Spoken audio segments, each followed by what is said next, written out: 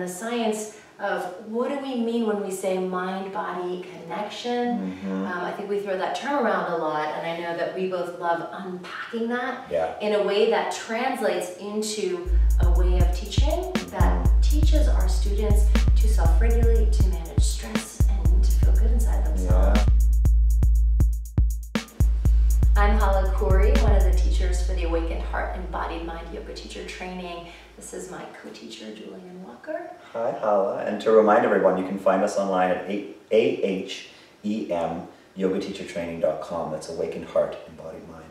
So we wanted to talk a little bit about the underlying philosophy of our training. Really, the heart of our training is the philosophy that both of us really operate under as teachers. And for me, as a trauma therapist and as somebody deeply interested in psychology and how our body tells the story of our lives and how our body holds our memories and our emotions and our impulses, understanding the physiology of emotions, the physiology of stress, and how that shows up as tension in the body or weak areas in the body, that's really, really interesting to me. And I love sharing with students the science behind that and the science of what do we mean when we say mind-body connection. I think we throw that term around a lot, and I know that we both love unpacking that in a way that translates into a way of teaching that teaches our students to self-regulate, to manage stress, and to feel good inside themselves. Yeah, it's such an important, huge subject, and something that I know is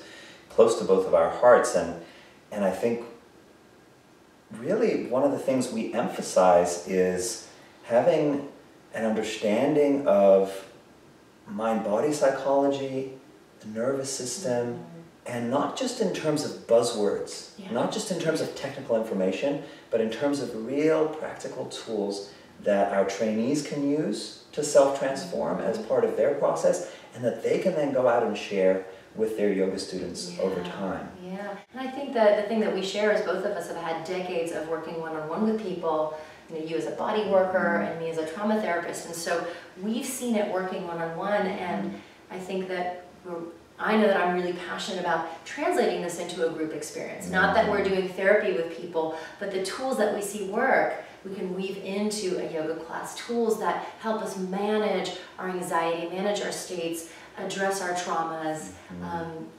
And it's really beautiful to see that happening in a group experience.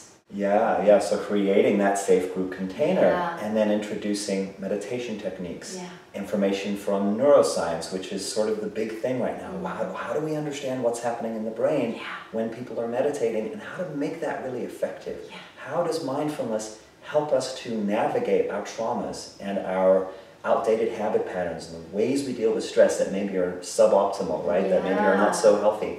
And can that inform then how we practice and how we teach yoga? And how do we use language that's meaningful and not language that is vague? I know for me, when I finished my teacher training, I used a lot of words as a yoga teacher, but if you really asked me what they meant, I couldn't tell you.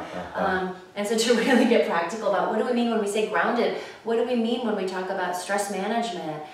What do we mean by healing? And what we mean is letting the body actually be able to be in present time.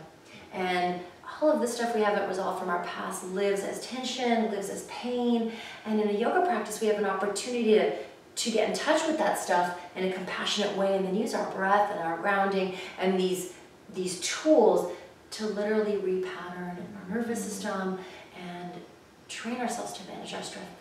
Train ourselves to manage our stress in a way that allows us to thrive in our lives. And I love watching teachers have the experience of these tools and then learn to embody them and translate them into their teaching. And so to that end, in terms of expressing and sharing this philosophy and the tools that go with it, we have assigned readings that come from Rick Hanson's book, Buddha's Brain, Peter Levine's book, In an Unspoken Voice, Jack Kornfield's book, A Path with Heart. Others that you want to mention? We reference some of the yoga anatomy books, and each year we kind of rotate them based on what our students are bringing in. So we've looked at the Iyengar book, we've looked at Krishnamacharya, just to look at some of the images of the yoga postures, and that's always fun to think critically about some of those texts.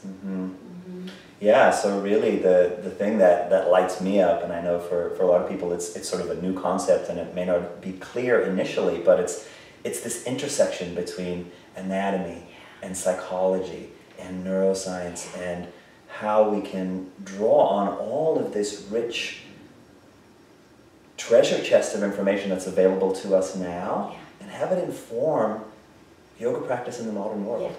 And I have to say, your presentations, Julian has gotten into creating these amazing PowerPoint presentations that weave it all in such an artful, skilled way. I love getting to just watch those year after year and see them evolve, because the imagery